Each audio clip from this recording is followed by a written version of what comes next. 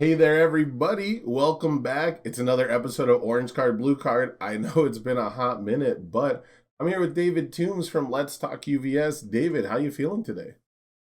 I am feeling pretty well.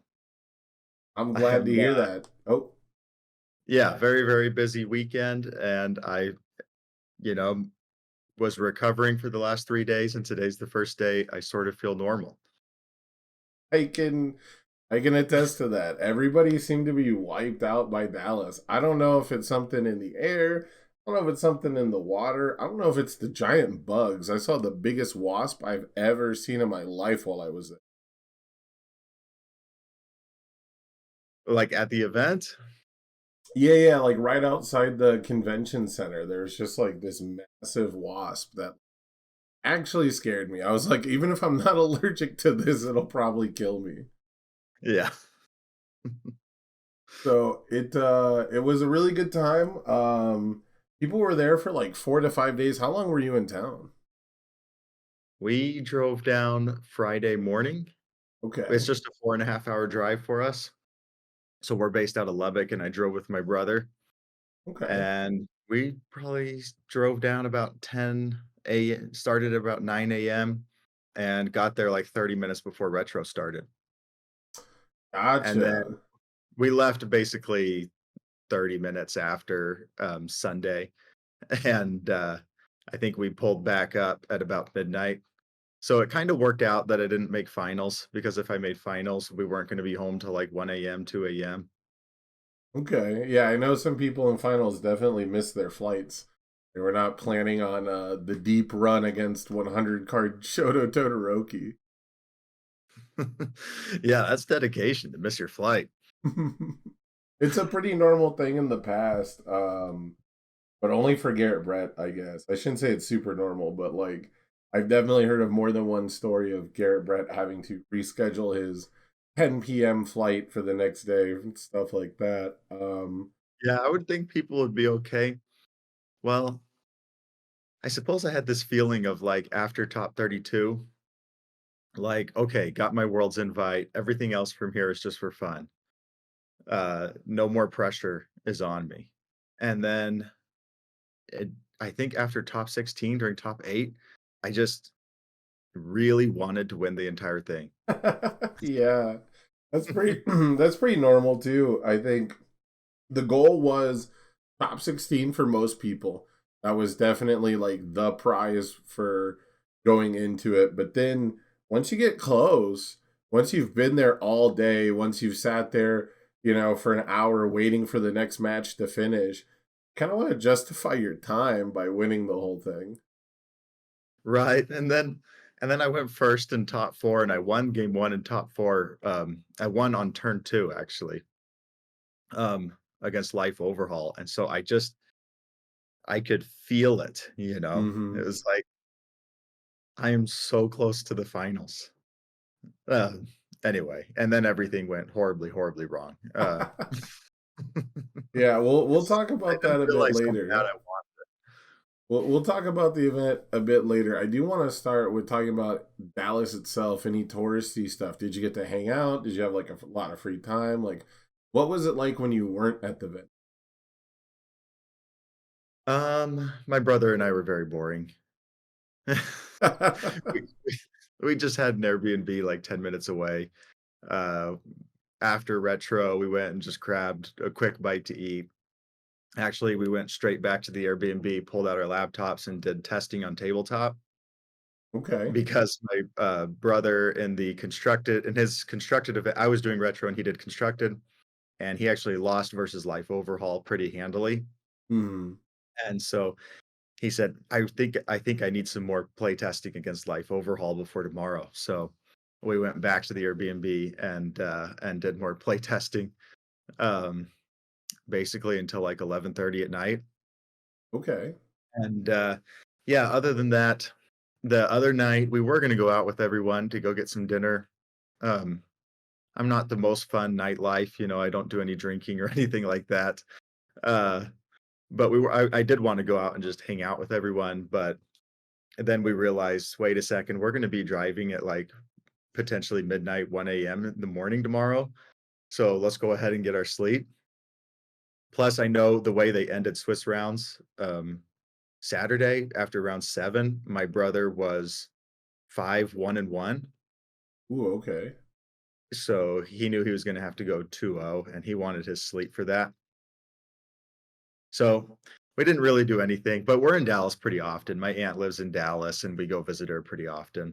Oh, that Um was gonna be my next question if you had ever been there before, because I've only been to Dallas for Nats last year, and then this time I guess we were really in Fort Worth proper. I didn't realize I always thought they'd be like a bit closer together, but I've always lived in like these, super metro areas surrounded by nothing. Like Vegas is surrounded by nothing and it's metro and like one block. And then Orlando's kind of the same way. You've got like a downtown that is like very, I don't know, city like, but then everything within a mile starts to become suburbs pretty quick.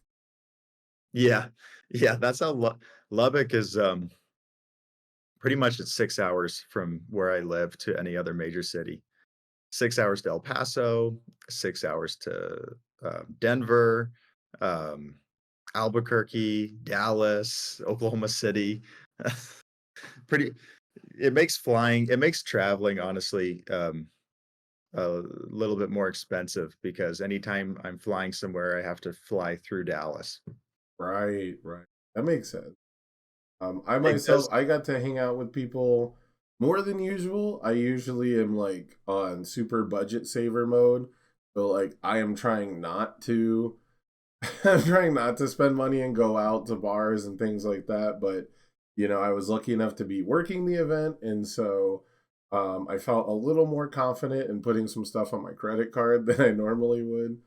And I had a lot of fun. I did the first night we got there before the event, we went and we hung out with people and we got some cool pictures and we memed on uh Pringles man eating Lays and stuff like that at the bar. So it was like a pretty cool casual time. And then Friday, Saturday, I was like, I need to go back to the room because I don't like I'll go crazy running up my credit card if I go eat out every night and I'll not feel good for commentary and stuff like that. Like my voice was getting pretty strained towards the end. Like right after finals, like I felt fine through most of finals in the event, but right after finals, after I got done helping Brian pack up, which I'm useless, I didn't help very much, but I did what I could. I went to the bar and I was just like, my voice is gone, like actually done. Yeah, 9 straight hours of commentary 2 days in a row. That'll do it. Yeah, we're pretty lucky now that we have the 3-person rotation. I'd like to stay on a bit more and have like a more traditional like break system just for like keeping up the energy and like keeping storylines together. It's usually like one person's job to kind of inform the other of like what just happened in the last round, so that way there's like you get the same context that the viewers get. Because as much as I'd like to sit there and stare at the monitor and watch like every single game that gets played, we also got to go find interesting matches. We got to go figure out like who's doing what. Levi's taken over a lot of that role, which is really cool. Of like going around interviewing players, finding out like what's happening outside the event, which I love. That's something we've been trying to get going for a very long time, and now that Levi is the marketing coordinator, he has a lot more control over that. And I was wondering if you had like run into any of that throughout the weekend. Were you there when they did like the Chrome reveal, stuff like that? Yeah, I was there for the Chrome reveal, although there was such a big crowd, couldn't really see. You Yeah, know, it I was could see kind of weird. I did not expect them to do it the way they did. yeah, I could tell they were shiny cards. Uh, I did walk by Levi at one point, and then he pulled me in, and I didn't realize that, he was actually recording, and then I noticed and I tried to get out of the way, and then Levi, like, walked quickly over and put his arm around me and, uh, That's pulled me in, which I thought was very, very neat. But, very cool. yeah, nothing other really than that. I will say on the, what we were talking about earlier, I do have, like, a weird relationship with, food and these type of events, I get so nervous, Hmm. for this game. Like, I get such th it's weird. It's like I get such an adrenaline rush and, like, such high anxiety playing the game that, I actually much prefer to be on an empty stomach. So, like, the 2 days, I just didn't eat anything, until nighttime, and then I would just have a huge meal, like, when I, after day 1, just went out, got a huge burger and a milkshake after the event, but during the event, like, I just get such high anxiety and, nerves that, I don't know, Do I just like to fast for it. Have you ever played any other card games? No. Yeah, I'm a it's huge interesting. I sports fan, and this game makes me feel like it's the 4th quarter, just constantly. Well, so my take on it is basically at its core, all card games are gambling, so to speak, but this game more than any other is like a push your luck element. It is inherently like some amount of gambling more often. You run into the what I'll call the gambling interface more often.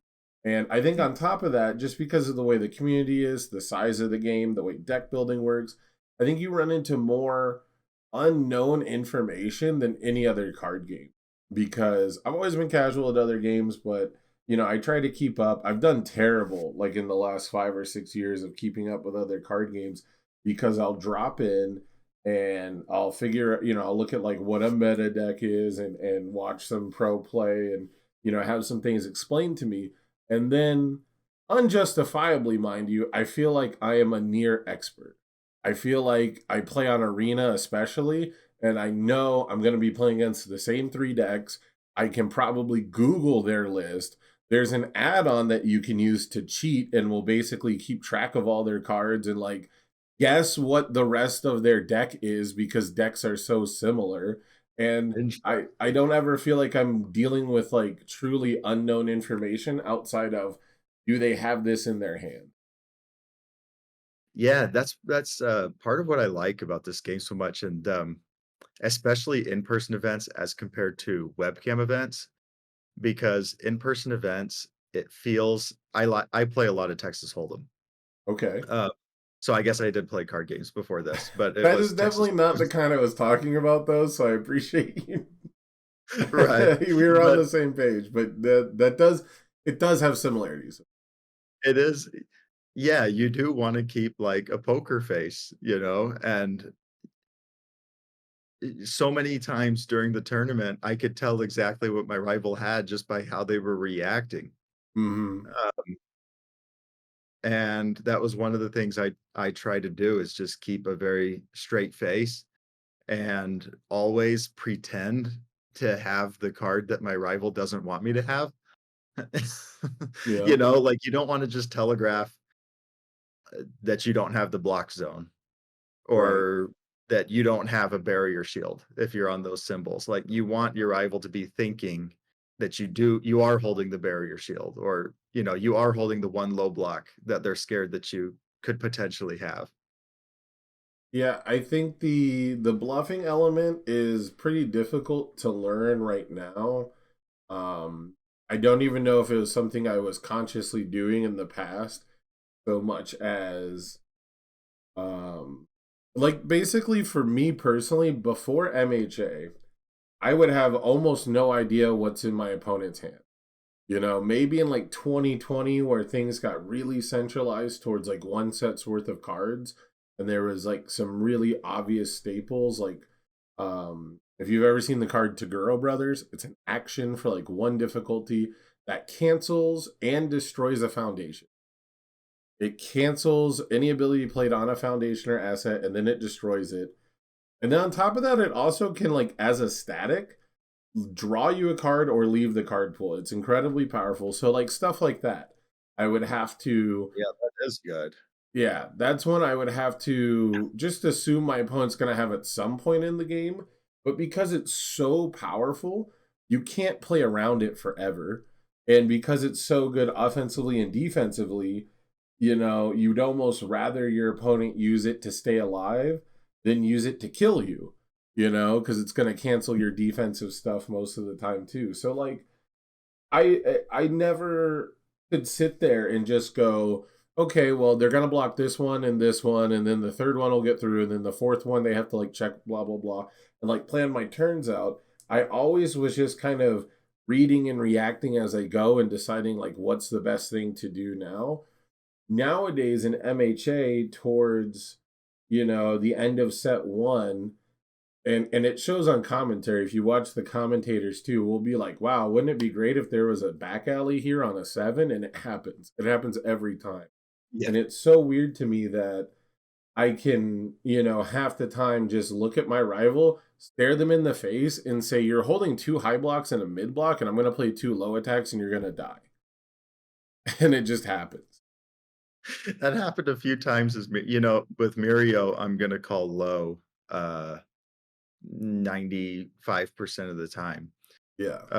But the 4 or 5 times that I switched to high over the weekend, I think I I think I nailed it every single time on just correctly guessing that they're not holding a high block anymore. And most of the time I was making those decisions based on what if they play back alley, future charge, and then they build new training method, then they just went 4 high blocks in a row, um, then you can kinda just make that assumption. But, sometimes you just have to make a you just have to make a read Right. that you it's almost like, what's that experiment where they ring the bell and then they give a treat and Pavlov. then yeah, yeah, yeah, it's almost like that experiment, like, if you just go all around calling low, then, you know, after there's been 12 turns of that, eventually your rival just, instinctively is holding their low blocks. Yeah, it's called conditioning, right? It's conditioning your opponent to react to what you're always doing, and I think that's like so the Mirio Venn diagram starts, with the new player going always call low, it's the least represented zone. And then the middle part is switch to high after 2 turns because they started holding lows. And then once you get to like the really sweaty, really even games where you're not drawing like the best hands, like the Jedi Master part of the diagram is call mid for the because no one's trying to hold mids to once they're low enough health. Like because early on, I'm down to hold only mids against Mirio and just have a block. Granted, I'm a big wall cling face shield guy. Played a lot of cooperation offer. Like I felt like the life symbol has answers you want to naturally run to Mirio in this format to a high enough degree that I've never felt super pressured outside of the pure stats. So there's a certain point where if I'm holding 2 faith shields, which have +3 mid blocks, and I'm relying on cooperation off her speed hate, and all of a sudden you're just like, well, I'm gonna focus in on the +1 speed from Lemillion of the big three on everything and stunning me out. Like my +3 block mods start to suck really bad. And, I think that that is pretty cool that Mirio gets to kind of have those interactions. I just wish it was a little more common because right now I'm getting dumpstered by like a bunch of 9 damage moves more often than I'd like to admit. Yeah, I will say the best card defensively against me this weekend, um, the one I was always scared of was Barrier Shield. Uh, that Yeah, was the the one I was always breaker. scared of. It didn't come up this weekend a lot because my whole deck was focused around making a gigantic phantom threat, and if they just went Barrier Shield when it's 9 speed and I'm gonna breaker to your next thing, that would have just been terrible, but that only happened once the entire tournament. The card that was doing the most damage to me, and because my deck was so aggressive, it was just Ice Storm, um, Yeah, the on breaker Chaos too. Summon. Yeah, and Fire Tokoyami, because I was just being really, really greedy, and, that Breaker 2 was basically all the difference on, like, 3 turns of I could kill someone, or now I can't anymore on just 1 foundation. Right. And I think that's what really gets me about the Mirio thing is very, very early on, you get kind of zonked by just drawing the wrong zones, and it feels very NPE because you're like, well, I drew only highs and he called lows. What can I do? Yeah. But then once you get to like the real back and forths, and you get to a point where you are still just managing to defend as well as you can, he's still one of the best stat getting characters. He's still one of the characters who can find speed if you're willing to look for it rather than just play the zone game, basically. And, it's just, I don't know, it's really crazy that it started out by going, everything's 3 low for 9. And now the Mirio decks are like, okay, well, here's a 9 speed Phantom Threat. It's now flashed, and I'm going to draw a card, and you don't get to play your reset. Yeah, yeah. I, Giving the Phantom Threat, flash draw is just so much fun. Yeah, basically, in my opinion, um, the million of the big 3, the foundation should not exist, and it's what fundamentally makes Mirio unfair, is because once you have a Lemillion of the big 3 out, you're giving everything +1/+3 for free, Mhm. and Or Deku plus 2 has to 4, right? It's just 4 stats through Mirio and it. yeah, and Deku 2 has to discard a card. Deku 4 has to discard a card to do that, and Mirio's just doing it for free once he gets that foundation out. Yeah, it's super funny. I was talking to someone about like design elements and symbol identities, and the thing that comes up a lot is, well, he shares no symbols with Sarah 1. That kind of sucks. And someone was like, yeah, but can you imagine Mirio with Think Fast? And I was like, my brother in Christ, he has it. He has a Yeah. technically better version, a more modular version than it. So I guess it's not strictly always better, but yeah, I mean, he's got his own version, and Think Fast is one of the things that makes Sarah work because he's so stat hungry. But Mirio is not as stat hungry, and that's why he's so much better and has so many better results. I think the once per game on Sarah 1 is better than the damage reduction on Mirio overall. Maybe not most of the time, but when it's impactful enough to win you a game, right? It's much more impactful. But Yeah, it's really yeah. the fact that Mirio has so much going on in between the crazy impactful turns that allows him to be consistently threatening.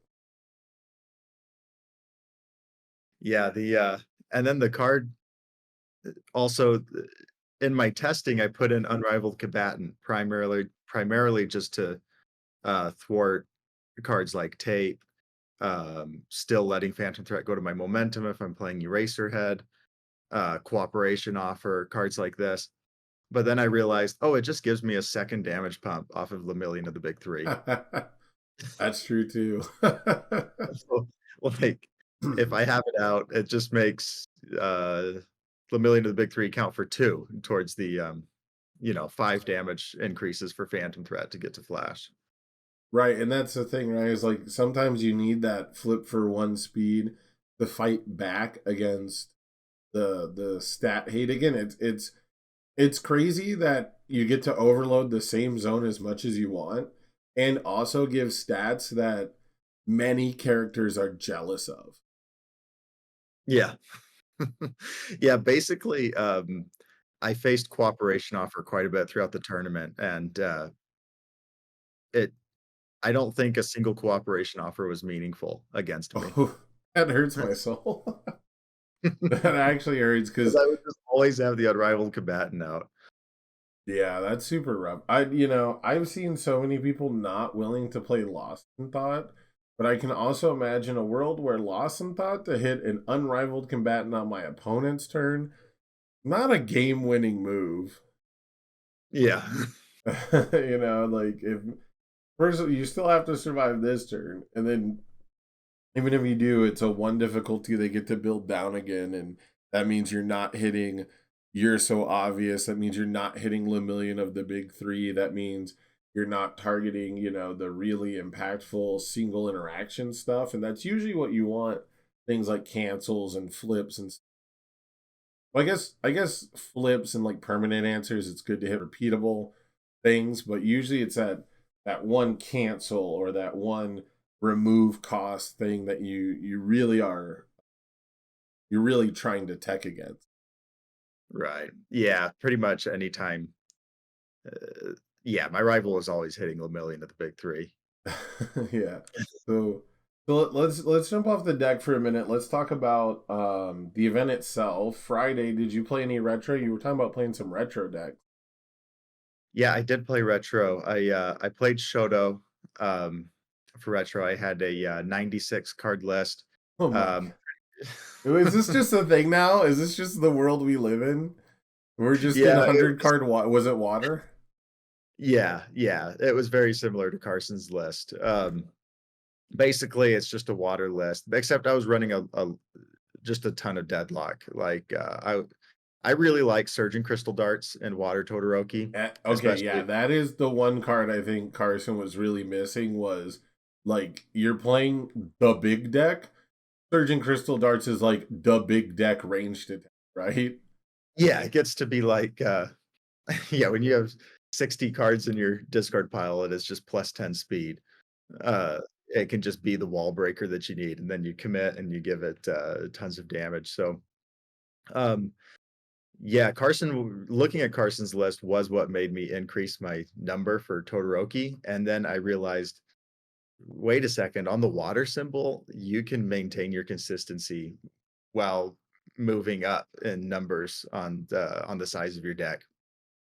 Um, And so, yeah, I was playing 96 card uh, Todoroki. Round one, I went up against Reptile. That one was a pretty easy win, pretty much because he just is always mids. Right. He And has to so, actually get rid of your hand because you will know what zone it is. yeah. So it felt that one felt pretty easy. Next round, I Really played. quick, I do want to point out I played Reptile when I took a break from the game. I came back and I played Reptile as my first deck back because like discard decks are always like super offensive. They're just really annoying, and he's got like a level of discard that was never seen before. And really, I felt like I just bricked. Like that's how strong the character was at the time, where I just bricked in top cuts.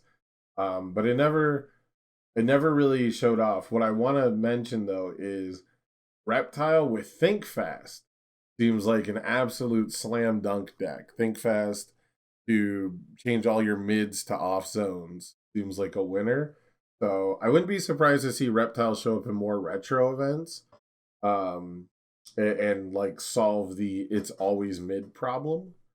So I just want to Oh, point that out that you can play zone change Reptile now.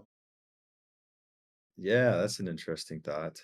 Uh, taking it away because that was the primary weakness was like, okay, I know what to do here. Um, I You just get felt to eat every breaker sponge in the world. yeah. Round 2, I went up against, Kuwabara, Mmm. and I hate I that ended up character. yeah, I ended up tying, um, but I think I misplayed about 10 times, and I there were multiple times I just forgot what Kuwabara did, Mm. and that ended up really costing me, so I came up with a tie there. Did you Round know 3, I about went up. the really quick? Did you know about the errata de Kuwabara? He told me. Okay, because that's always my biggest fear is that people will pick up like a retro deck and they'll play against it and go, "Wow, this was really rough," but they don't know that the character or like whatever the card is was like banned and then errated, and that stuff can be really difficult to like keep up with. Yeah, because when I read him, I was I was like, "This guy's insane." Uh, What's weird is they errated the part that never offended me because there was like a lot of interaction for it, and that's the response commit, return this attack to its printed damage, kind of like Nomu on steroids. The part that right. always offended me is he gets to clear his card pool and like loop attacks the same way Kirishima does. He is the original overhaul, like coordinated effort on face. Right, yeah, I'm reading him again here because I was having trouble remembering, but yeah, after your attack resolves, add it to your staging area face down. Yeah, and then once And then you're below half health, you can start adding them back to your hand. So, that combined with the original Maximo, well, maybe not the original, but the middle version of Maximo overall, the middle evolution, and just the original insane defense he had.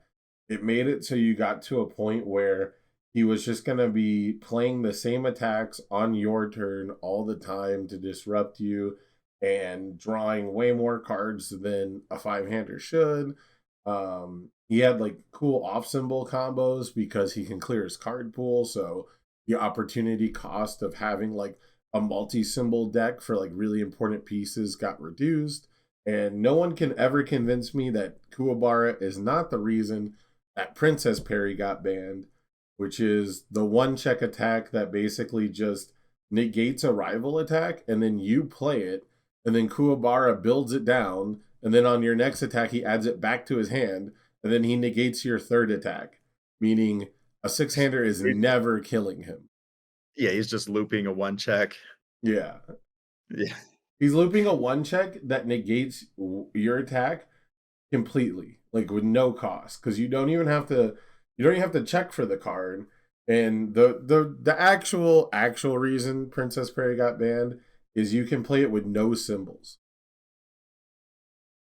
Literally any deck can put Princess Perry in it, and because you don't have to play the card to use the effect, you can just add it to your card pool for cost, and everyone had access to a one check attack wipe with no progressive, no control check involved. And then the instruction to play the attack would fail, so you can't play any more cards, but you're using it in a situation where you're like dead. And so it was a lot of stuff. It was a big can of worms. Yeah, this would be fun versus I'm just reading it. This would be fun against repeated 100% smash. Absolutely. You're like, hey, actually, you don't. Yes, and I'm gonna attack you. That Yeah. was one of the hardest things was, I was surprised by how not hard it was to choose which enhance to cancel with Shoto, Mm. because you just cancel the one that feels like the strongest flow enhance. Like, if they have one that says, like, "Draw 4 cards," or something, uh, Yeah. or "Build the top 3 cards of your deck," was one of the attacks, I was doing. It was like, "I think that's the one I'm supposed to cancel." Yeah, maybe we don't let you compensate for your five hand side, right? Yeah. Yeah. Like, it wasn't, even though I don't know the cards in the deck, it wasn't too hard to, like, know what to do there. Yeah, I think when it comes to the retro standard power level, even if you don't necessarily cancel quote unquote the right one, it's pretty easy to identify a good one to cancel. So I think that's pretty cool. In My Hero, it feels like you have to cancel the correct enhance, and the correct enhance to cancel is almost never the most obvious because your opponent sees the Night Watch. The people who started to play Nullify just to kind of conceal that information. Once you nullify something, the context of you now have +1 progressive, -1 card in hand is also usually enough for a deck to still kill you. It's usually, especially if you're being forced to cancel something that isn't, like you said, resource ramping. Like the amount of times someone has like nullified my double jab combo or my Texas Smash damage pump or something, and it's like, okay, well, I was operating on the fact that I could kill you through 3 blocks. I now only have to operate on the fact that I can kill you through 2 blocks is way easier. Yeah. I had someone, oh, I shouldn't say this, but, I had someone at locals one time, nullify my tongue whip enhance to put the top card of his deck into the card pool. Oh, buddy. It was like, My guy. "Well, I think I just got you to discard a card too." I That hurts. We learn. We learn. We're learning. But tell me Yeah. more about the retro. So you played Reptile, then Kuwabara. Did you play anyone who wasn't Earth and Water? No, I played someone, okay, I played a local next actually in round 3, a local that was 2-0. Nice. Um, and he actually ended up finishing in the top 8. He finished in 8th place, and I was his only loss of the, 6 Sick. rounds. and so I won. It was a very similar list to the Kuwabara list. It was using, like, 3 of the same attacks, but I'm not sure of the character name or even what it did now that I'm That's thinking back on it. why. Well, Um, so, but it was a five-hander. no, it wasn't a five-hander. Oh, I Oh, would know it as soon as I saw it. It was was it a playing reversals a four-hander? lot. Was playing reversals a lot. Something like an attack named Rose? Rose Whiplash. Yeah, that's probably the most registered card in retro. I'm gonna say right now, my little soapbox is my least favorite thing about retro is like 99% of the people I play against casually in retro are playing exclusively water reversals or life reversals. And it's fine in a normal amount, but it is actually so annoying to constantly play against decks that refuse, I'm telling you, refuse to play the game on their own turn. It's a cool strategy if I get to fight it like once, maybe twice a tournament. But like 90% of the people who want to play me in retro want to reversal me on my turn and either stun me for six or clog my card pool. And I don't know, it's not like I lose to it very often. Like these strategies are not like super oppressive. It's just really annoying that it feels like people are playing the same packages and it's like there's so much going on. And like at the retro event itself, there was so many different decks. It's just whenever people are like casually playing retro and they want to like jam games on my stream, they break out Water King or Water Karama or Water Kuwabara or Water Jackie Briggs or Water Shiva or Life Karama or Life Raphael or Takeda to stun six Trinity Geyser me on my own turn. And it's like, okay, I get that you don't get to do this in MHA ever, but can we just recognize that the strategy is not that fucking good, please? Yeah, as soon as I recognize, like, there's a ton of reversals, basically that just told me, I'm just building for 3 or 4 straight turns. Right. Uh, like, I which I'm perfectly fine to do with Shoto, especially because, it felt like a lot of the retro cards didn't have deadlock. Um, and so, Yeah. like, that round 3, I think I probably built to 20 foundations. Mm-hmm. And, what's interesting is I actually won the game. We only played 1 game during time, um, because it took 50 something minutes for the 1 game, Right. uh, because I just wasn't allowed to attack. Because when I Right. attacked, he then, like he would block with this thing that said stuff my card pool, and then he would reversal me and force me to block, and then by the time it's ready for me to attack again, I've got 2 extra cards in my card pool. Uh, Snoozer. This is why we can't have reversals in MHA because people yeah. will gravitate towards again not even like overpowered winning strategies, but strategies that just make it so there is no reason to take risk. And you have to this is the one thing I'll say about Jiro being like in the game untouched is it's a deck that encourages risk taking and we need that. We need that for this game to be healthy and survive. And I'm just so tired of going, look, if I sculpt till I have 5 or 6 or 7 attacks in my hand and mine are not reversals, and you are sculpting till you have 6 or 7 attacks in your hand and they're all these reversals that need the combo keyword and stuff, like it's better for me. It's my attacks will be better than yours on my turn. And even if you have 7 attacks, you can't reversal with all of them because half of them you have to block with. So it behooves me to just wait forever. And so people want reversals because they like punishing the see orange, play orange monkey game. But like we just need like cute tempo reversals, not like I'm gonna clog your pool and end your turn reversal. Yeah. Yeah, those ones felt, really rough, but I actually won I won the round, with 1 card left in my deck. Uh, Ooh. I played my game-winning Tongue Whip, Wait, this made was by with your Ch 93 card deck? yeah, 96. you were gonna cycle or was it you were just gonna cycle or were you like gonna mill out and lose? No, I was just gonna cycle, Okay, so you're and, just gonna lose your uh sweet Todoroki damage yeah, the bomb. only reason I got it to lethals, by the end of it, it was like he had like 7 cards in the card pool, so I give it 7 damage, then I commit with Todoroki for I can't remember how much Gotcha. damage. I probably had 20 in my discard, so another 10 damage. Um, well, let's see. No, I was playing 33 attacks. By that point, I probably had 28 in my discard. Okay. Uh, so yeah, it just became like this 30 damage tongue whip that even though it was half blocked, still dealt lethal. So But funny. it was fun to do it on 1 card left in my deck.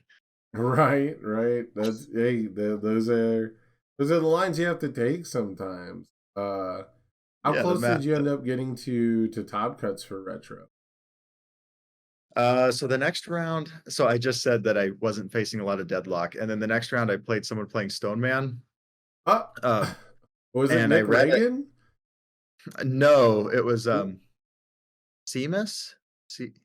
I can't remember. Nick I Reagan's the can't. only person I've ever known to play Stone Man. I love that character. That He character's was straight very fucked up. he was uh, like he had the desperation, everything gets stun 3. So it was like, okay, I get it. I'm not allowed to play into deadlock. Deadlock's Um, done 3. yeah, yeah, Deadlock. yeah, he has a 5-hander, so how many attacks is he gonna play? I think he's the Uh, only character with a deadlock ability printed on him that isn't like a once per game or like a first form.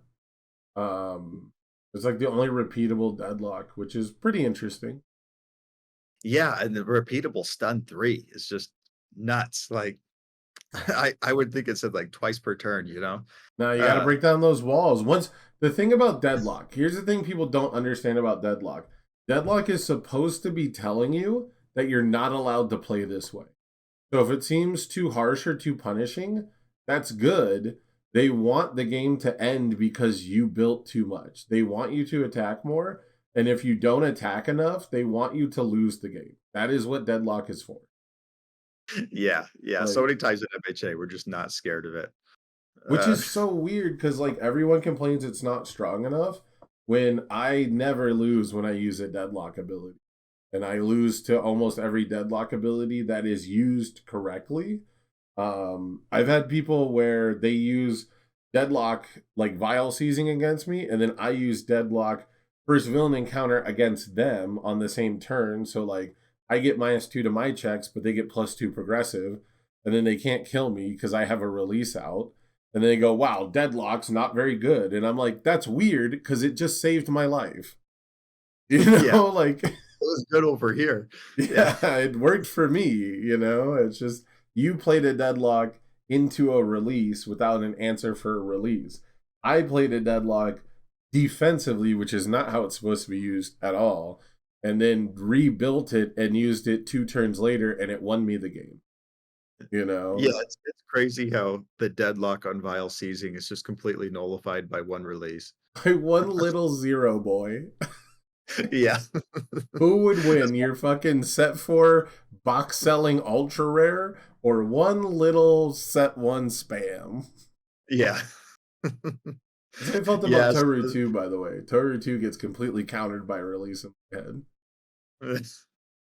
yeah, the game against Stoneman was infuriating because I learned real quick that, like, cards like Basic Training are just blank.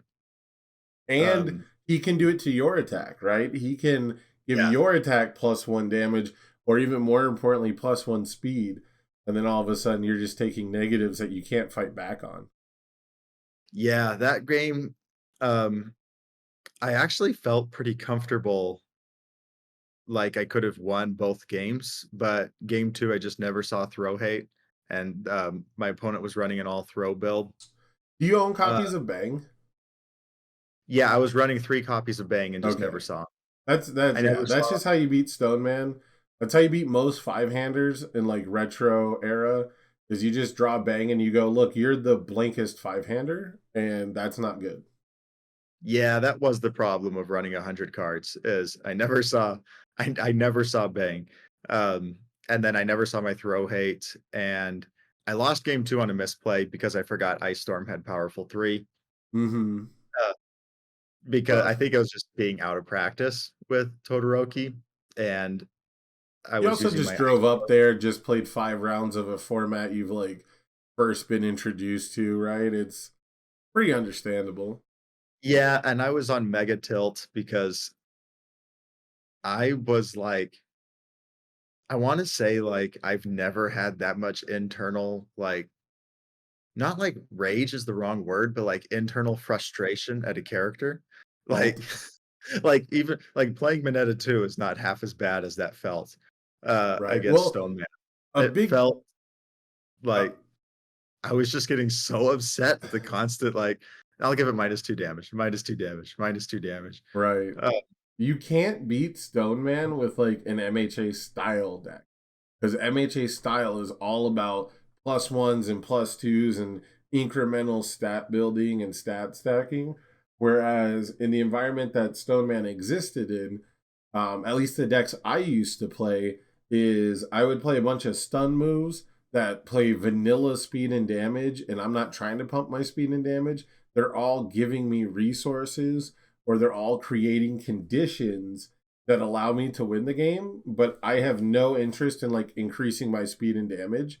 And so if I can control his cards that increase my speed and damage by flipping them, stunning them, whatever, which is what I focus on the most, then it's fine. Like there's so many avenues for what was meta back then, but like Stronger in Darkness, blank. Basic training, useless. Like all the yeah, so best. many Lemillion of the Big Three, hilarious. yeah, so many of the like, the name of the game in MHA is +1, -1 a Right. billion times. Yeah, like if you're getting +2 to everything, you're like balling. Like a summon Dark Shadow is like Stone Man's favorite thing to see. Because that's Yeah. just -3 damage to everything. So I think it's really cool. Obviously, you couldn't drop that into MHA without the tools that we had to deal with it. But yeah, I think for an MHA world, it would have to be like reduce it to printed. Like it would only matter if you're like going above printed, and even then, they're almost certainly never going to do anything close to that character ever again. Yeah, he responded twice on something I did. What was I can't remember exactly how Stone Man works, if it's any So stat pump you do, yeah, so it's because anytime speed or damage is increased. So if you yeah, do a that summon Dark Shadow, the +1 speed gives him a trigger, and the +1 damage gives him a trigger. yeah, that's what happened because I committed gotcha for my damage for Oops. Todoroki, and then I said, "I'll respond gotcha for +1 speed." And he said, "Cool, I'll respond twice for -4 damage." Right. Yeah, and And then like I felt so stupid.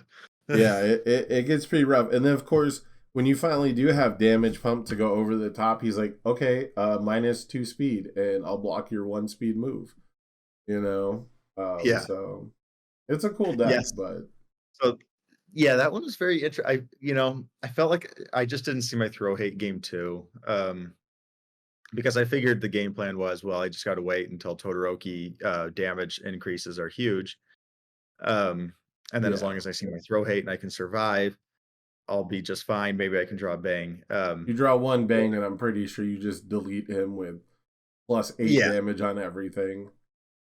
yeah, Also, but so I also in lost that retro, really quick, in retro, it like he got access to way more stuff that increases the rivals attacks by 1. And when he was in standard, they didn't have a lot. Like there's cards that are like +1 speed, -1 damage to any attack. That's like his bread and butter because it's +1 speed, -3 damage on one card. yeah, yeah. So, I went 2-1-1 and then just decided to drop, go grab a bite to eat and do some more play testing because at that point, I wasn't gonna be in the top 8, Right. and I felt like I had my retro experience, I got reversaled a few times and, uh Did you get revoked? no, Nah, no. then you haven't had the true experience. If you didn't get revoked, did you get T-bros? Like we gotta fix that. Yeah. That's the UFS frat house. The UFS house frat hazing is revoking your character and then reversaling you. I did have a good time. I thought next time I'm actually gonna bring a real retro deck because, I had a list that Pippa made for me, for, Nice. what's that? It's a Cowboy Bebop character. Fei Fei, No, Ed it's and the guy. I. I'm just gonna name them What? all. There's only like 6. Asimov and Katarina, Twinkle Murdoch, Jet, Spike, Jet, Spike 2. Jet. Okay. There's only Jet that seemed so many. yeah, Jet seemed very fun, but I just never ended up. uh, That's getting another the character that people are like, I'm just gonna sit here and wait till I can reversal and stun 8 you, and it's like, come on, we can do something else. yeah, when I read the character, I just thought, "Hey, this guy with back alley seems fun." Oh, Um, but I didn't know that anything. hurts my soul. Stun 4 back out. That was my thought process was, yeah, let's just, because that's the broken card I know. Yeah.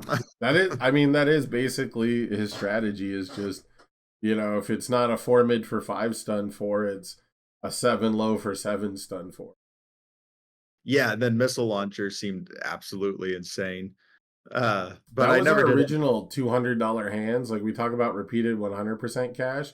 Our original $200 hands was just drawing 4 missile launchers. Interesting. So that used to be like I had a Missile local that launcher did and it. Nutcracker. Hmm. $50 attacks, both on the Earth symbol. I played Tim Keefe 2 at Worlds 2020, and Tamarin Cardwell we were on a team, and he would stand behind me and go, $200 hand, like every time I would draw them together. And that's usually how you'd win, is playing some combination of those together with Dark Chirito and Power Flip. But you like needed a missile launcher to like open the gateway. Yeah, yeah, it seemed very, very strong. So I'll probably do that next time instead of just playing an MHA deck. But that night did kind of mess with me because my brother did not have a good time with the Oh. Mario deck. Um, he played like a mirror match and life overhaul and went 0-2, and Oh, then well, he he was just like, played MHA. That's why he hated yeah, it. yeah, and and so then that night I was thinking, well, I felt really good with Todoroki.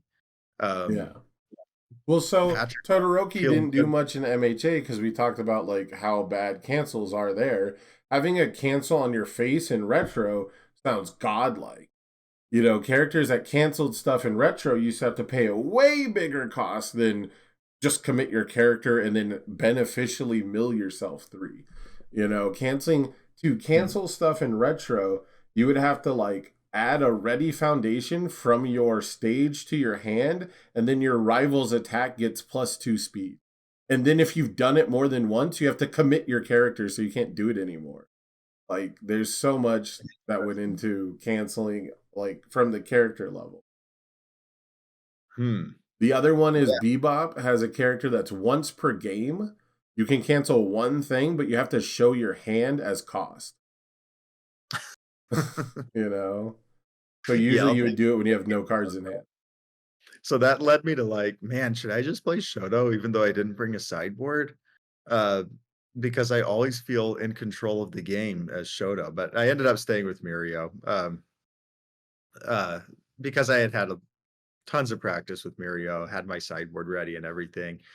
And yeah, my brother did not have nearly as much practice as me on it because he switched to playing the deck with me about 2 weeks before nationals. Okay. So we were playtesting with each other, but in the end, I would say like I had, at least a couple hundred more hours of practice. Which, I mean, it showed because the deck's pretty good. You both made top 32, if I'm not mistaken, right? Yeah, between the two of us, we lost one round in Swiss.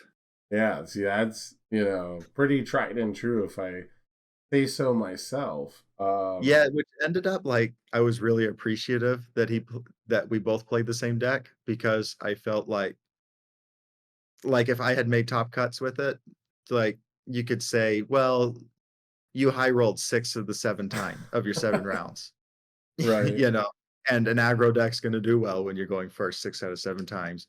Um, you can pretty easily say, well, you got good luck on your coin flips. Yeah, my Um, John's is bracketology. I'm like, oh, you just didn't play any hard counters. right, right. And so the Dodged all fact your that bad matchups. yeah, the fact that Patrick played Mirio 2 with a very similar list and only lost 1 round, to me, I really appreciated it because it proved the deck, like the deck build itself. Right. Prove Um, that even with people adapting so hard to it, it's not dead in the water. It has, like we said, it's got enough raw power with stats that even outside the quote unquote gimmick, like you're just a really potent stat pumping six hander. Right. Yeah, and you just get saved on defense from that once per that Yeah. once per turn of, taking something to 0. Very It Kirishima feels 2-esque. yeah, it feels very unfair of, like, I can just go ahead and, if I just get 1 block and then I get Mirio, I can survive 80% of turns. I'm clipping that out of context. That it feels very unfair. Just so you Yeah, know. I'm just gonna stitch that together so it's the only thing about Mirio that you say. yeah. But I was appreciative that, and it helped my brother and I's play testing, because then it was like, "Okay, I'll take the Mirio side this time, and then you take the Mirio side this time." Right, right. Instead of having to, like, "Okay, I'm gonna be Nomu versus your character, now you take Nomu versus my character," like, we could just do 2 and 1. Right. So you went undefeated through Swiss, and then your only loss, if I'm remembering the bracket correctly, was to the winner, George Zhang. So you got to feel pretty good about that performance, right? I mean, over the whole weekend, the only person that you lost to was deep in the tournament, and they won the whole thing. So, I mean, you're really looking at it like you're just one game away from potentially winning the whole event. Yeah, I do feel really good, but I also feel, I really wanted to win that match. I really to me, the I wanted to build a Mirio list that could overcome Overhaul and Eraserhead, Wow. on a consistent basis and take those matchups to at least 50-50 or even better for Mirio. And so I beat Eraserhead in top cuts. Um, and in our testing, it said Void Eraserhead was okay, but Life Overhaul was like the big boss, you know? Uh, Right. and I The wanted starter to characters are always meant to like go toe to toe too. They're always meant to like interact on such a deep level that it's not surprising that Overhaul is the boogeyman, right? yeah, yeah, I wanted to win that match so bad just to, overcome that matchup because I anyway, Life Overhaul has just been doing so well It's so weird, and isn't it? and so consistent that I wanted so badly to take him down, but then, I did not on games 2 and 3, but I felt really, really good about Swiss. I just, I wish I could have slayed the final boss. I just need you to say Overhaul's the coolest one time. Just one Oh, time. I can't do that on record. Oh man, I didn't want to be a believer, but I felt the same way about Kirishima 1, where I didn't want to be a believer that it's so good. And even Kirishima 2, I was like, I didn't want to. I never thought Kirishima 2 was the best deck in the room. I did believe it about Kirishima 1, right? And I am believing it about Overhaul. It was my pick on commentary at the beginning of day one. They asked me who's taking it. I'm like, well, Life Overhaul is the front runner. And not just because it's won multiple events, not because it's, the meta pick or whatever, but just because I've seen what the deck can do. And I've seen like the hidden traits of the deck. Because a lot of decks are obvious. It's obvious where their strength is, and it's obvious how to build them, and it's obvious how to play them. And like Tokoyami to me, kind of obvious. You can do a lot of stuff, but it's Yeah, obvious where he's gonna be putting his stats and check bonuses. And we saw on stream like there's not really much you can do. You can show down the check bonus and you can reset the stats, but these got so much going on that the sequencing just is like never in your favor. You're just at their mercy. Whereas Overhaul feels like he can really stitch things together. He always has it. He always has the right block zone. He always has something extra. He can save stuff for later that no one else can do. Like when it comes to like consistency, so to speak, it has such an untraditional consistency that trying to wrap your head around how powerful these things can be is so difficult on like a first glance that one you really have to see it in action is how I feel.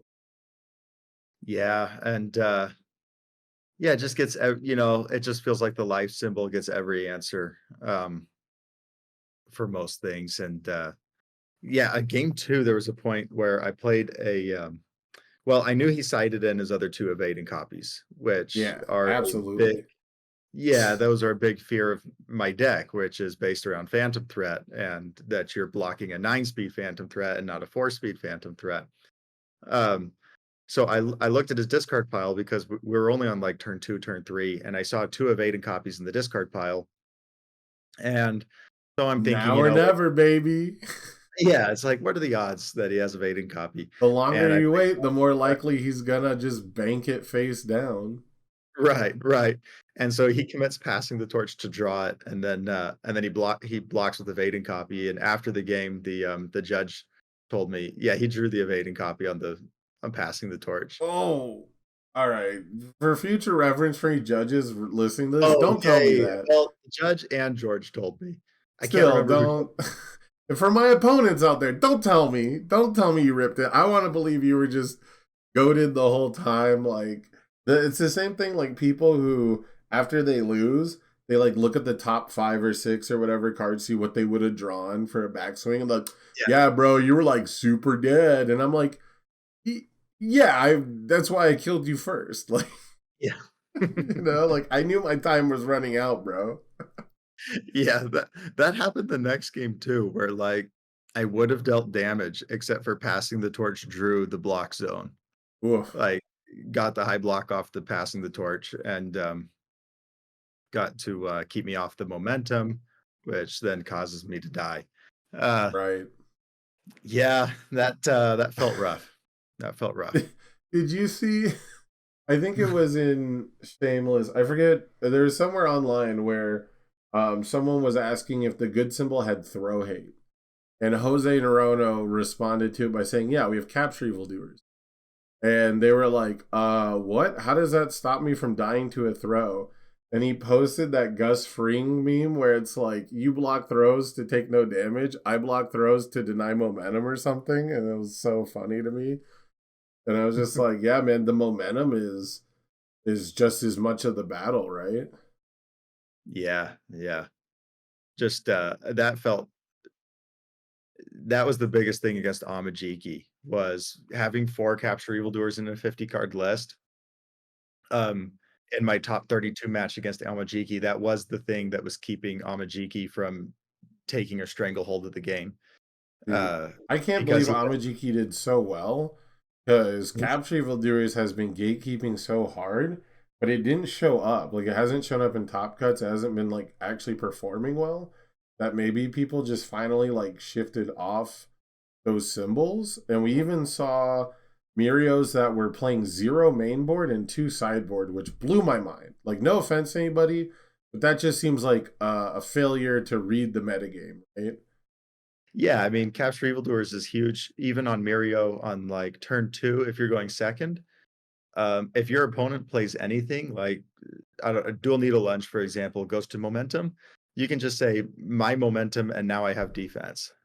Right. And like, I mean, it's a +1 breaker block on a symbol that doesn't have any breaker for turn 2. Like that saves me, that wins me just as many games when my opponent goes, huh, you breakered my back alley, but you're stunned out.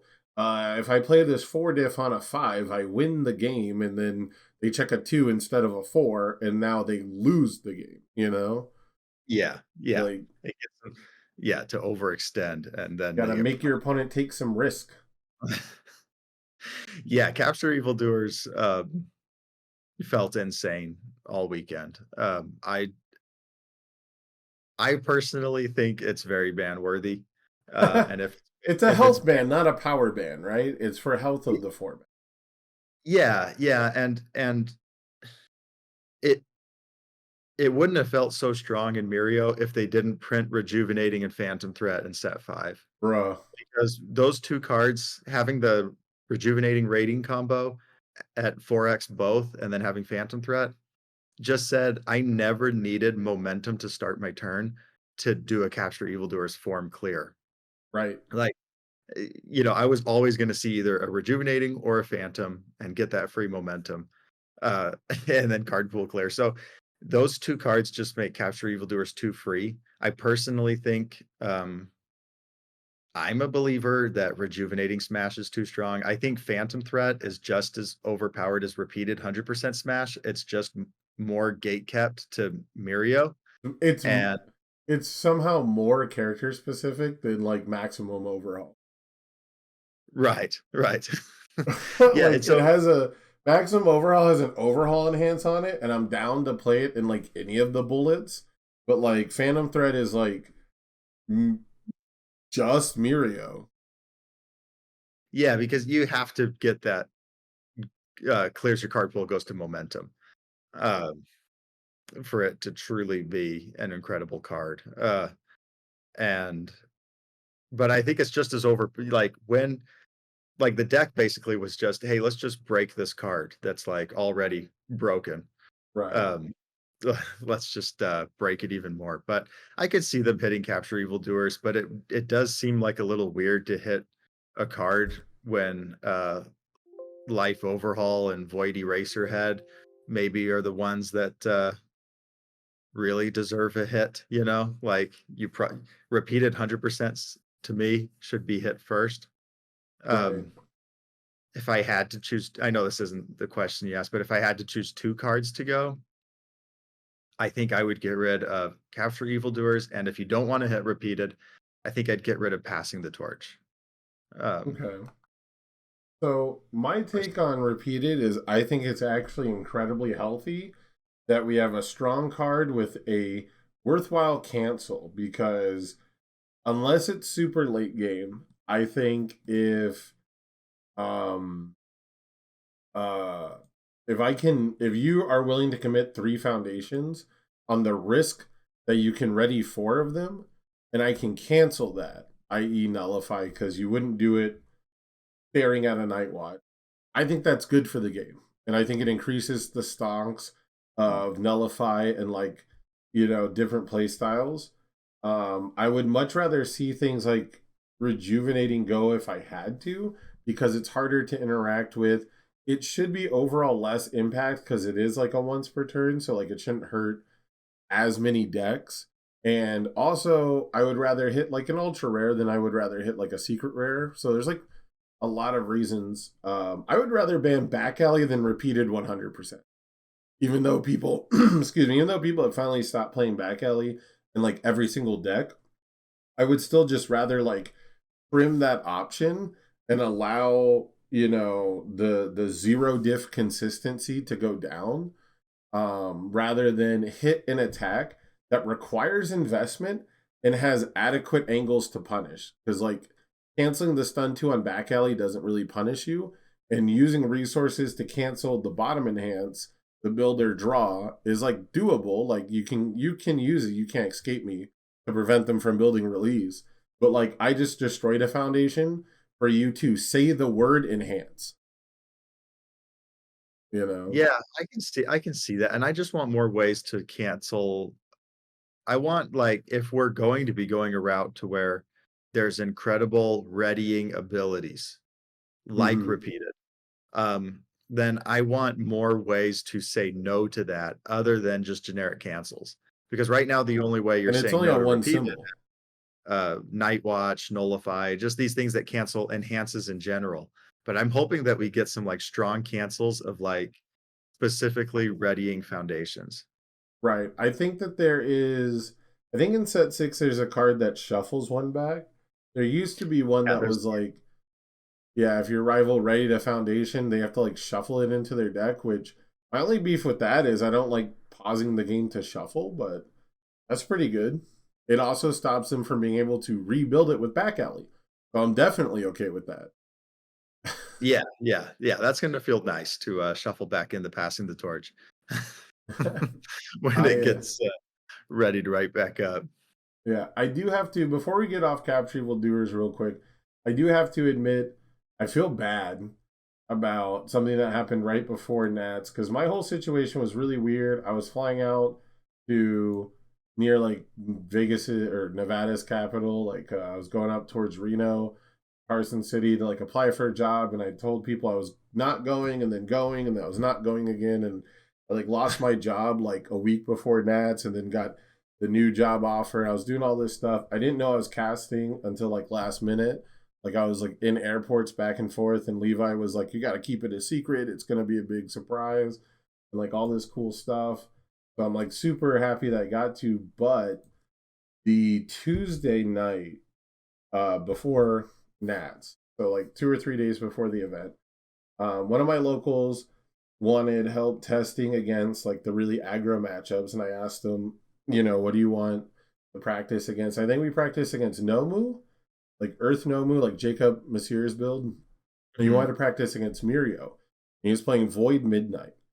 And so we played a bunch of Nomu stuff, and he did okay. He did pretty good once he sided into Eraser from Midnight, and had like the cards to actually block everything, because the Nomu deck is like actually attacking 6 times, and it's very annoying. And Eraser would lose to Relentless Barrage. Like if you couldn't cancel the Relentless Barrage, like that's when it was like, well, these are too many attacks. But the Mirio list that I borrowed was on your Ultra profile, and it was the good Mirio aggressive one, which I was like, I don't even know if this is like what you would consider playing. I don't know how optimal it is. It's a ton of 4-ofs, but I just needed a Mirio list. We jammed Yeah. games. I think he lost like 8 out of 9. And like, no matter what he did, this deck had it.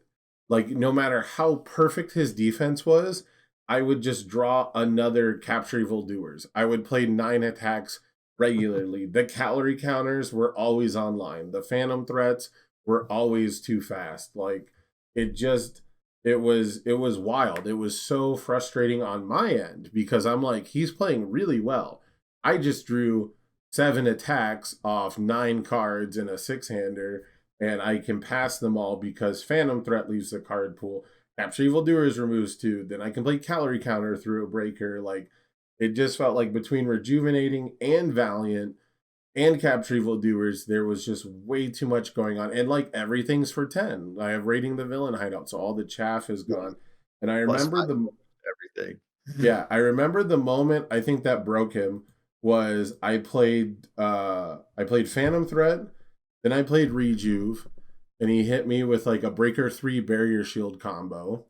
And then I played a Capture to just clear 2 cards. I was like, that's fine. I'll soak the Yeah, it's breaker. just anti-breaker. Yeah, I'm Yeah. like, I'll commit 1 for this breaker.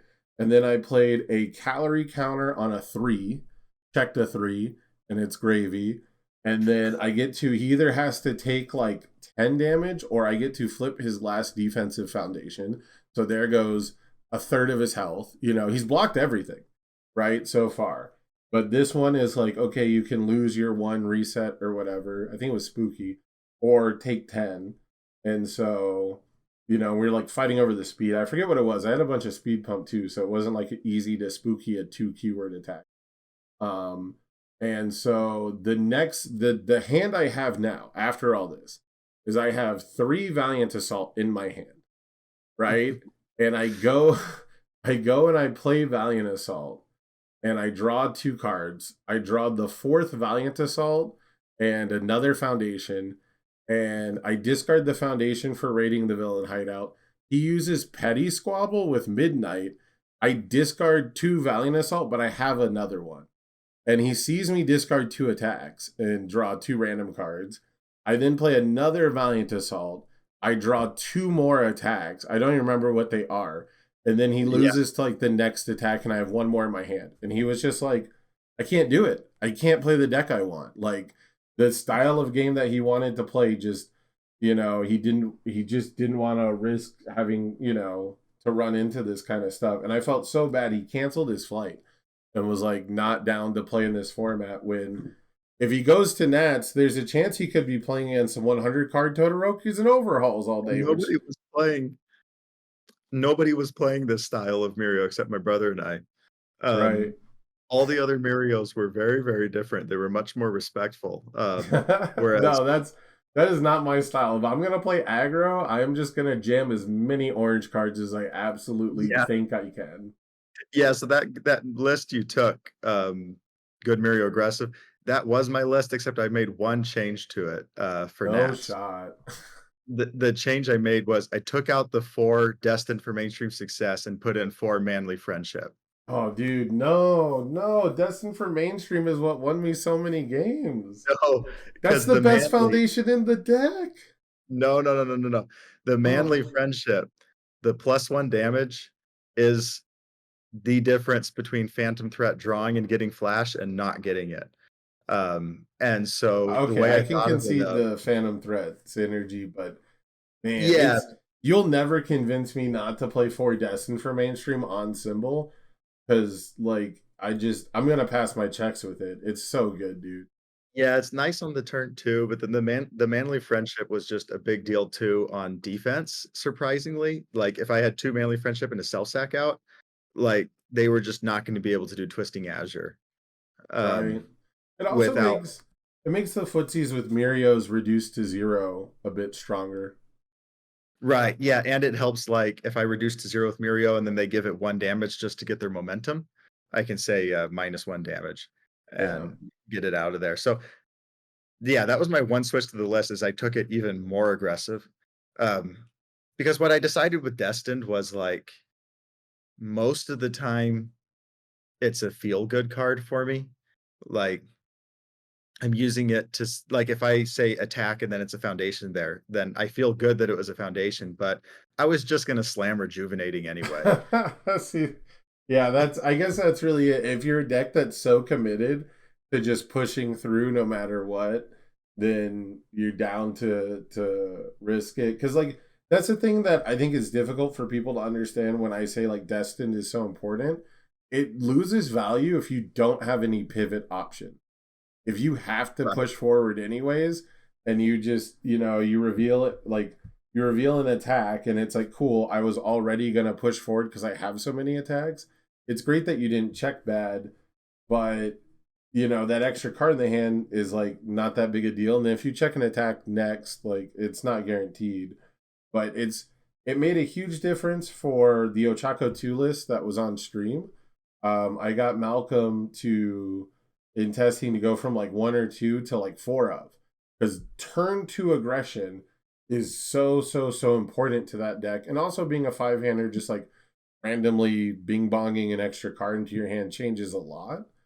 And so I'm just the biggest advocate for turn 2, check my 5, like know I can go through. And also people like are down to breaker into 5 checks way more than I thought, which I feel is good for me. Yeah, yeah.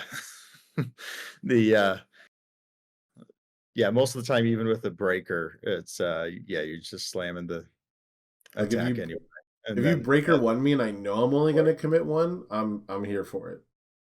yeah. You know. Yeah, that's two things you brought up, and I'm sorry, I've got a fly, like, that has No, you're decided good. to It's fine. stay around me.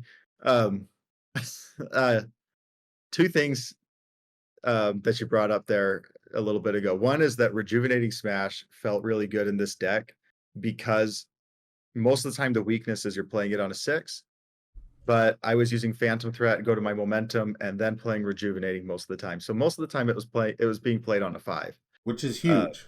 not on Massive. a 6. Yeah, and, I would play it on a 6 if I needed it. If I didn't have a Phantom Threat and then I had a rating out and it was my way to get momentum for a Capture Evildoers clear, like, then I might go hard and jab into Rejuvenating. Um, but, um and then the Valiant Assaults just were the key to the game, because late string, they just make sure that you check 5s. Yeah. It's basically the destined for mainstream It's success. Like, if you have a 3, you just put it on the bottom, and when you play Valiant Souls, your 4th or 5th attack, it's going to deal damage, uh, and then it just guarantees the rest of your checks in your string. So you can just go Valiant, Valiant, Valiant, and, yeah, finish off with something else. that is that is true. You do get a little bit of redundancy with the peak. And so as long as you already got the gas, like I could see that. Um I would run into sequencing issues a lot, like, one common sequencing issue was and this is why Texas Smash, I only ran 1 copy, is because to get the full value out of Texas Smash, you want to play it as your second to last card. But when I'm going so aggressive on early turns, Hardened Jab and Valiant Assaults, I always wanted to play because, Right. Jab is a 3 def basically, and Assault guarantees your check. But, so, Texas Smash, like, if you had a Texas Smash and a Valiant Assault, you'd wanna go Texas into Valiant, but for your checks, you'd wanna go Valiant into Texas. Right. And it just kinda depends on the situation, and then there's all sorts of things like, on the Phantom, if you play Capture Evildoers to steal momentum, then Rejuvenating's not your second card. If you're playing another deck that plays Capture Evildoers and you use Phantom Threat and you can't gain momentum, and then they Capture Evildoers your Phantom, you can't Capture Evildoers back, Right. uh, and then you're out of momentum for that turn, you can't even or or sometimes, like, it would be if I draw, like, a Hardened Jab, Rejuvenating, and a Phantom, do I go Phantom into Rejuvenating, or do I go Jab into Rejuvenating to get my free momentum from raiding, um, Right. clear, and then Phantom? Like, there would just be, like, all sorts of, like, the deck feels like a simple aggro list, but then there's all these, like, hidden sequencing issues inside that you have to change based on your matchup and situation. I was gonna say, in your head, you're like doing all the math. You've got like the equations flying through your brain on the chalkboard, and on the rival side, they're like, "Look at this monkey just going unga bunga." Yeah. Like it's the perception is very different. So I do think Yeah. that that's pretty funny. I mean, there were games like round 6, against Jacob on his no move where I played, like, 5 attacks on 1 foundation, Yeah, he and, told me about that. That was traumatizing for him. He's like, dude built two and then played seven attacks the next turn. And I was like, that sounds like the good symbol. yeah, I mean, I drew all attacks, so it was like, well, Gotta start somewhere. yeah, I'm just gonna do it. Anyway. Yeah. Let's wrap it up here. Let me talk about your top cut experience because you went 7-0-2, right? You had two ties, if I remember correctly. And you ended up Swiss champ on Mario. Yeah, that felt very, very nice because going first is such a big deal. Yeah. Which I hate that it's true, but it's true, isn't it? Yeah, like against Tokoyami in top 8, uh, I would not have won that game going I would not have won that round going second. There's just no way. At least not the way he was drawing. Right. It felt like he had, like, triple Twisting Azure, Sugar Rush power up, something else, and 2 Summon Dark Shadows every turn. I watched quite a bit of Tokoyami walking around. It's a deck I was curious about for a couple of reasons. One, because everyone just kind of stopped playing it. We saw like one Fire Tokoyami squeak in on each regional, and I didn't really, even with the cute new tools it got, I wasn't really liking the fire lists I saw. And then, most notably, Kevin Broberg and Tim Keefe had jumped back on it. Jacob Johnson was playing it, and a couple other people who I can't remember right now that made me go, Dan Nelson, I think, made qualified for Worlds with it. One of the few people to qualify for both HLCs now.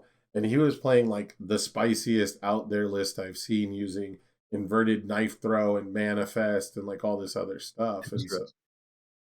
And so I was very interested to know how Tokoyamis were going to do because that's a character that's down to show up and dominate a tournament on a moment's notice. And it feels like everyone just agreed to stop playing the deck until it mattered, until it was important.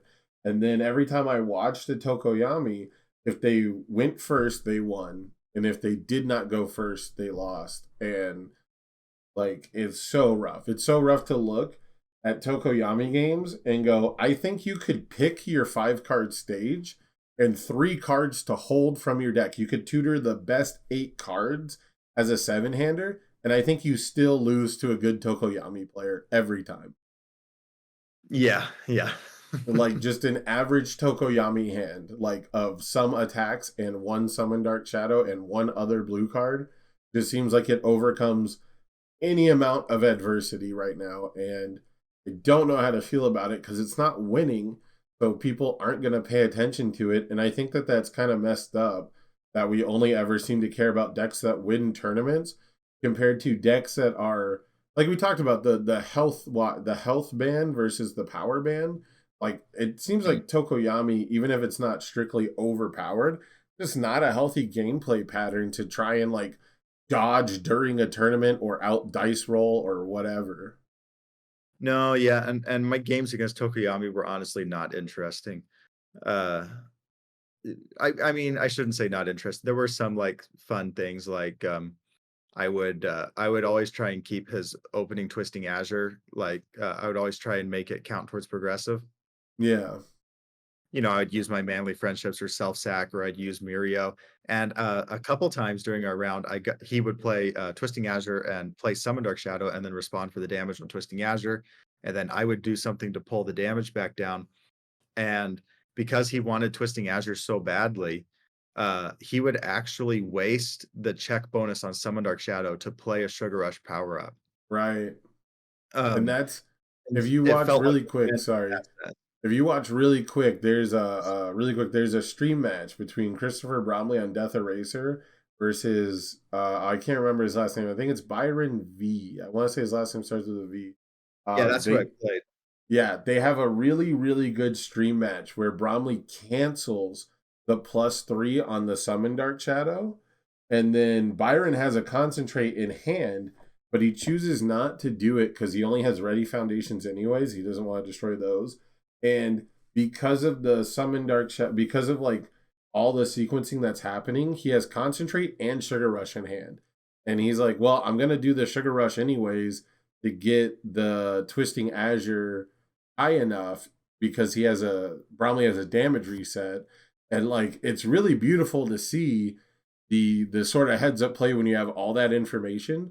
But when you're on the other side of the table, it feels like, well, this guy had everything. Like it's such a Yeah. narrow line between beautiful sequencing and like counters and like one person drawing every single thing they actually needed.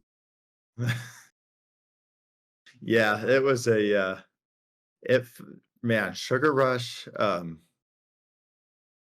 is insane. I am, like, just a 1 diff, 2 for 4, basically. To me, look at it as a 1 diff attack. Yeah, it kind That of check. is. A one difficulty too high for four is pretty sick. Yeah, yeah. And And so that it's a one difficulty attack that says it doesn't count towards progressive and it makes one of your other attacks hit. That's pretty good. yeah, the Tokoyami games that I played, I don't think Tokoyami ever built to more than 5 foundations at any point in our round, um, Oof. of 3 games. I mean, it was just never needed for him to play his whole hand. Uh, Nope. He's either gonna win here or lose here, and that's how it yeah, goes. I will say the thing that separates Mirio from the other aggro characters, like a Tokoyami or like, Jiro, is just you you get to blow your rival out on turn 2 really consistently, like, almost just as consistently, and you get defense. Um, you get that, like, free block, and so, my brother was going second most of his day during Swiss and, Mm. still did really well just because it's an aggro deck where, yes, it's important to go first, but you're also not just straight up dead, um, I think a going big second. part of it is the health total. Like Tokoyami picking up a +2 mid block and being an 8-hander is like a huge deal, especially since that card can also count as like -2 speed from hand. Yeah, Um, and he's basically 24 health from the -1 damage. right, right. So like I think a Yeah, it's like big an 8 under 24 health. yeah. I find that normally when Tokoyamis get jammed up, it's because they either don't have the summon and they don't find a good place to commit their character early, or they just get absolutely, overrun where 22, 23 health just isn't enough off two or three big attacks. Um, but I mean, he has access to so much breaker. He has access to more breaker than like any other seven hander. Maybe it's different with barrier shield out, but he can play that too on fire. So like, actually, never mind. Yeah, Um, that was the thing is, his Ice Storm and the Barrier Shield combo, did stop me twice, yeah. uh, from being able to push through lethal. Uh, just because my get plan was always, just, "Hey, just deal 20 damage." Like, that shouldn't be too hard, but when you're trying to do that on 3 foundations, just 1 break or 2 block, can just end your turn. Right, absolutely. Well, my friend, we've been at it for a minute here. Is there anything else you want to talk about? Any other highlights from Top Cuts? Any shout outs you want to give? We got to wrap it up here. Yeah, that sounds good to me. Let me think. No, there was really nothing else from the event, to highlight. I had just an incredible weekend. I actually felt like a celebrity, because people would come up and say, "Hey, are you the Let's Talk UVS guy?" Uh, and it was just nice to see like, "Hey, people are actually listening, um, Our to what I'm community is saying." very cool about that. I got a lot of handshakes from people who are happy to see me back on commentary, and that matters. That matters a lot when it comes to inspiration and like having the energy to pretty much keep making content. Yeah, I was very surprised to see you there. I was like, "Hey, nice." Yeah. Because Hey, that guy lied to me all week. yeah, I did have my brother did say that, like, tons of different people mistook him for me. That's Uh, kind of funny. I'm not so gonna they would lie. yeah, so they would come and say, "Hey, you do the YouTube channel?" And he'd say, "No," but, yeah, so that was a lot of fun. Getting to Top Cut with my brother was the highlight of the event, Very cool just to do it story. together. Yeah, I wish we got to go to Worlds together. LCQs. You can show up. No, You can still go to Worlds together. You can win an LCQ. he's a single dad of 2 girls, Oh so, my. so his time is always, he Bring the he'd make girls. Teach them how to play. Maybe they could win an LCQ. Come on, it's a family event. yeah, yeah, it's a family affair. Vacation for the Uh, whole family. Look, if you don't win the LCQ, pivot, go to Disney World. yeah, yeah, I will be there a week early going to Disney World. Uh, Sick. those are 2 kids. I had already anyway, got the plane tickets and everything. But, yeah, no other shout outs, just everybody who, I didn't get to play test with as many people as I would like to have in the weeks leading up, but I did do quite of course, I was play testing mainly with my brother, Uh-huh. uh, just every night for, like, at least an hour, for the few weeks going up into the event, and then play tested quite a bit with Pippa, who helped me out, with a lot of deck building decisions and just, ideas to bounce off of. Um, so definitely shout outs to, Patrick and Pippa for helping me play test and get ready. Very, very cool. Well, congratulations again on not only Swiss championing, but qualifying for Worlds. We'll see you in Orlando. If you guys haven't yet, go subscribe to Let's Talk UVS. I'll get the promo right. You cranking out all kinds of great content. One of the I would almost say like vlog style, one of the few vlog style channels that we have where it's like very discussion based, just like Frank sit down in front of the camera and like just talk. Let's talk about it. So I think that that's very cool. Um, can't wait to see more of you in the future. We got like this huge gap between now and Worlds, so hopefully we get something going within the community. But that's gonna do it for us today, folks. Yeah, like I said, it looks like you wanted to say something for a second. Oh, no, that it would have taken us off the well, I mean, It's just too late something now. I that put you on the spot. I didn't mention was, man, I did feel a lot of pressure in this event, just Mhm. from the YouTube channel, and I hadn't been able to travel this last season, so the last RLE I was able to play was the webcam, so I felt like I had to top cut to put some weight behind the channel, and very, very happy to have done that. Yeah, that is a big part of it. Topping the first, I got top eight at the very, very first provisional, and you get to do like the deck profile, and it's like it's a little, it's reaffirming. It's not necessary, but it's very reaffirming. So I definitely get that. But Yeah, we're yeah. we're Nice actually to do gonna get it. out of here. We gotta close it up. So all Alright. right. Sounds good. We'll see you guys next time. Peace out, everybody. I am, of course, Sam Tate. This has been David Toombs. We'll see you all next time on the next Orange Card, Blue Card. Peace out. Alright, see ya.